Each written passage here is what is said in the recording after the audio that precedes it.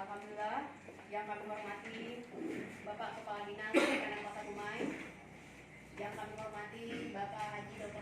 Edward M. MKom beserta rombongan, yang kami hormati Bapak Ibu, untuk mempersingkat waktu dan kita masuki pada acara sosialisasi teknik pengolahan risiko yang akan disampaikan oleh Bapak Haji Edward M. MKom. Kepada Bapak kami persilakan. Baik, terima kasih. Assalamualaikum warahmatullahi wabarakatuh. Yang kita hormati dan kita banggakan Bapak Kepala Dinas Perikanan Kota Dumai, Bapak dan Ibu rekan-rekan pejabat eselon 3, eselon 4, pejabat staf fungsional dan lain sebagainya yang hadir pada kesempatan ini yang saya banggakan. Alhamdulillah kita bersyukur kepada Allah Subhanahu wa taala karena diberikan kesehatan dalam kondisi pandemi saat ini.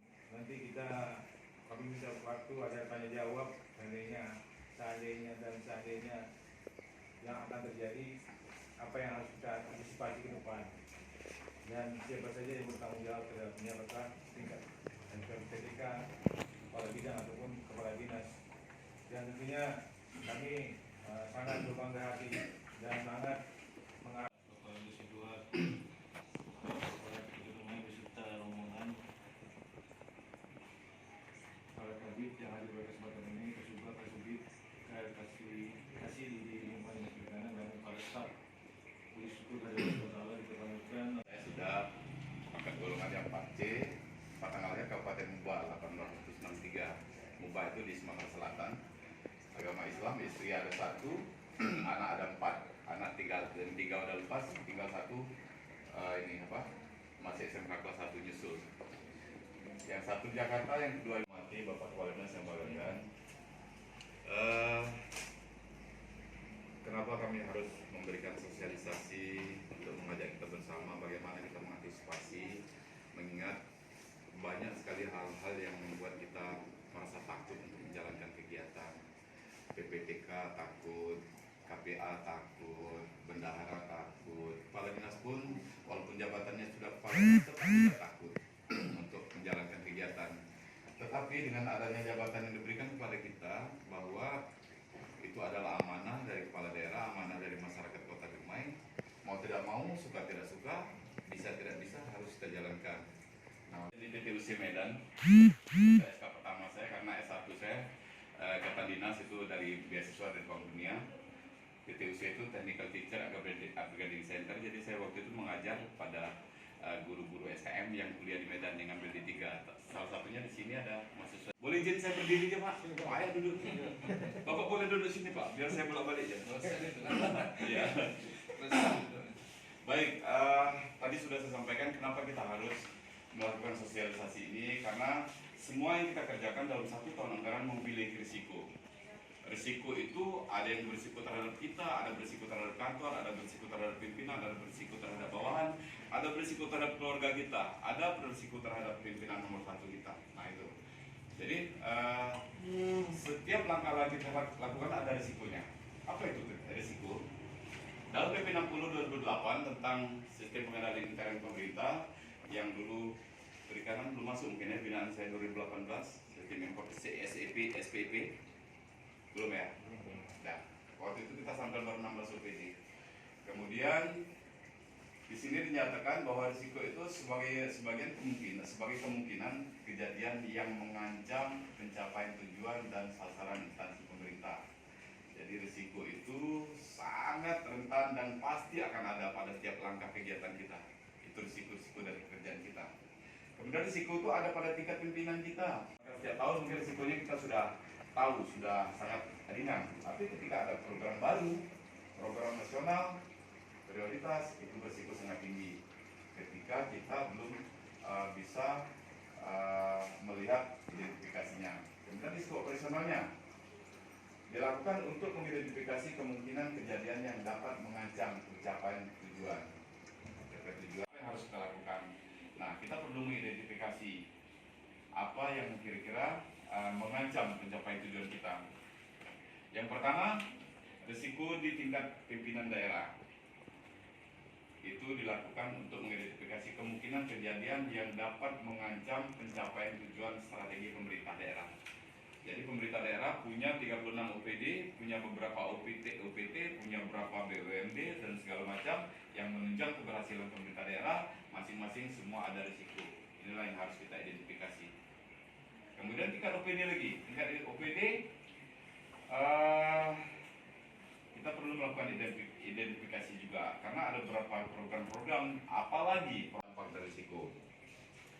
Nah, kemudian kita coba mengarah ke identifikasi risiko kegiatan-kegiatan yang akan mengancam kegiatan tujuan kita, dan kita bisa menggunakan. Bapak bisa baca sendiri, ada 2 materi, pengertian secara umum risiko dan teknis pengelolaan. Di sini ada langkah pertama kita lakukan identifikasi, langkah kedua kita lakukan penilaian risiko itu yang sudah kita identifikasi kita lakukan. Apalagi kita sudah melakukan yang nomor 1, dianggap yang nomor 1, maka nomor 5 pasti sudah ada. Ya. Nah, kemudian kita harus merencanakan apa sih yang harus kita lakukan setelah kita mengidentifikasi ini semuanya. Ya, ini sesuaikan dengan kebutuhan yang bisa dilakukan dengan dimensi yang bisa dilakukan oleh alat ini. Misalnya kita dengan cara lain, intrusi air laut misalnya masuk ke kolam itu sekian gitu. Sementara alat kita cuma bisa mendeteksi seukuran sekian.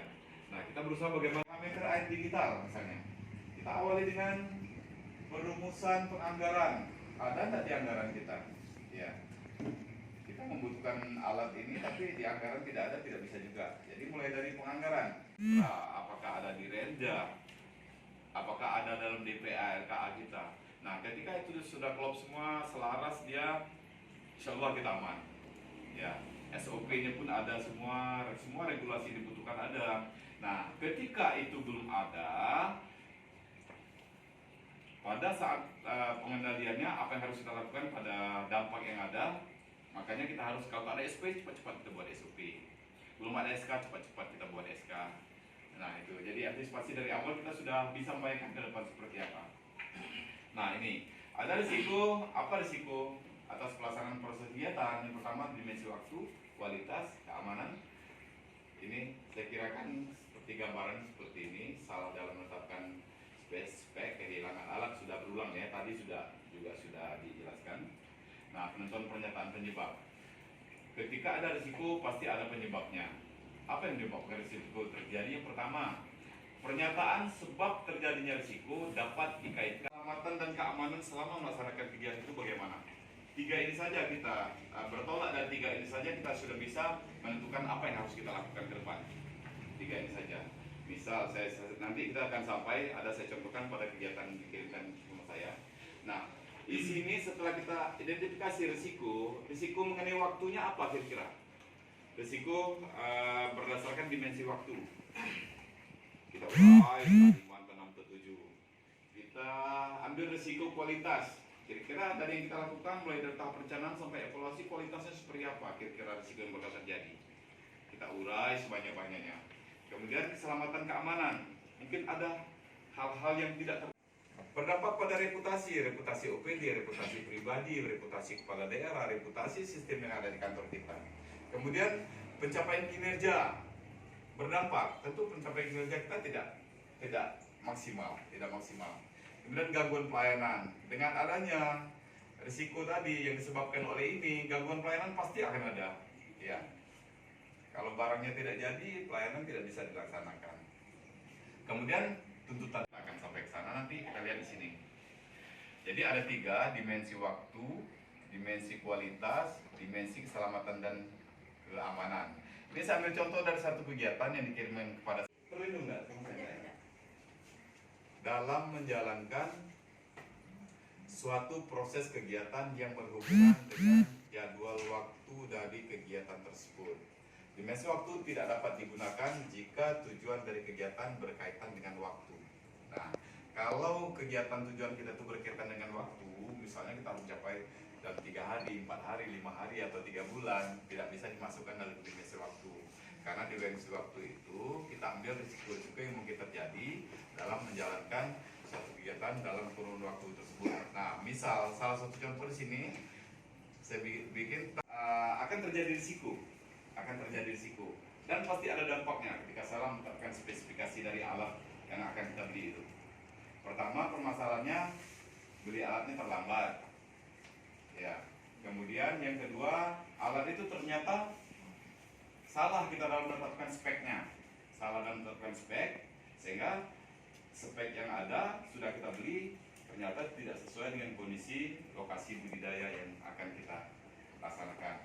Yang ketiga, dari dimensi keselamatan dan keamanan berkaitan dengan risiko-risiko yang mungkin timbul dalam menjalankan suatu proses kegiatan yang berhubungan dengan faktor keamanan atau keselamatan atas pelaksanaan kegiatan tersebut.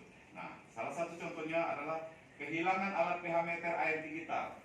Jadi alat tadi sudah belinya terlambat, ternyata tidak sesuai spek, tidak ada akibat dari risiko itu, dampak. Mungkin kerugian keuangan negara. Nah, ketika kita sudah dinyatakan bahwa merugikan keuangan negara, mau tidak mau, suka tidak mau, kita sudah dicap sebagai korupsi. Karena jadi dari RKA yang kita pegang, kita lihat tujuannya apa, indikator yang akan dicapai itu seperti apa, kemudian keluaran diharapkan apa. Nah, itu yang harus kita telaah, tujuan sasaran kita apa, sehingga untuk mencapai tujuan atau mencapai sasaran itu ada hal-hal yang harus kita lakukan. Setiap hal yang kita lakukan pasti ada risikonya gitu. Kemudian penentuan pernyataan risiko itu ada beberapa. Kalau unsur risiko yang bakal terjadi, yang penyebab-penyebab yang bakal terjadi sehingga ke depan akan terjadi risiko dari kita terlambat, dari mobil kita rusak. Mungkin kita lewat laut, mungkin speed kita tenggelam, segala macam. Itu misal salah satu yang bisa kita bayangkan ke depan akan terjadi. Kemudian mungkin ikan banyak yang mati, ya dampaknya sangat banyak, sangat luar biasa. Nah, inilah yang perlu kita bayangkan dari awal sehingga kita bisa merencanakan suatu antisipasi ke depannya harus bagaimana. Ya, ketika ini bakal terjadi, kita harus lakukan apa? Ketika ikan banyak mati, apa yang harus dilakukan? Ketika alatnya terlambat datang, gimana? Kalau alatnya hilang, bagaimana? Itu contoh saja. Nah, ini alurnya. Contoh proses kegiatan pengendalian usaha pembudidayaan ikan. Kita awali dengan pendataan lokasi budidaya di mana saja, jenis airnya bagaimana, sekarang kadar intrusi air lautnya bagaimana. Di sini harus menandatangani. Setelah berita acara pemeriksaan, ada berita acara lagi penyerahan serah terima. Kemudian mungkin serah terima ke PPTK, ke Kadis sesuainya. Kemudian dari Kadis ada lagi berita acara serah terima ke pengurus barang. Ya, jadi lengkap ya. Administrasi ini yang harus kita lengkapi semua. Baru terakhir ada orang perikanan yang tahu. Nah, bagaimana cara mengurangi intrusi air lautnya seperti apa, atau mengurangi hal-hal lain, atau mengurangi hama-hama yang bakal merusak pH air bagaimana. Nah, itu orang perikanan yang sangat tahu. Tentu kita berusaha untuk mengurangi dampak, mengurangi akibat saja, mengurangi akibatnya. Kemudian membagi risiko atau mentransfer risiko. Respon ini melibatkan pihak lain dalam menanggung atau berbagi sebagian risiko. Contoh mekanisme antara lain meliputi kontra-kontra, asuransi, struktur. Itu adalah petugas pengendalian di lapangan. Berarti pengurus barang harus ada berita acara serah terima kepada petugas pengendalian ini tadi. Semua ada berita acara. Jadi arah alat kita tahu sekarang posisinya berada di mana, kondisinya baik apa rusak. Nah, ternyata wajar. 20 bulan dia cuma mengeluarkan dana 4 juta sekian untuk melakukan pembinaan lapangan. Apalagi jarak dari sini misalnya ke Geniot cukup jauh. Saya pernah ke sana sampai 2 jam itu lewat darat. Nah, belum pulangnya lumpur-lumpur lagi. Ini Bapak ini kalau salah itu.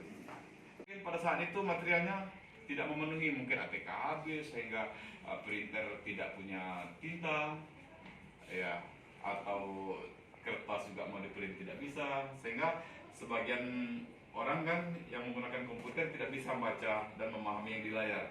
Di print dulu baru dia pahami baris per baris gitu. Kemudian mungkin komputer mengalami kerusakan atau metodenya belum memiliki prosedur atau SOP segala macam.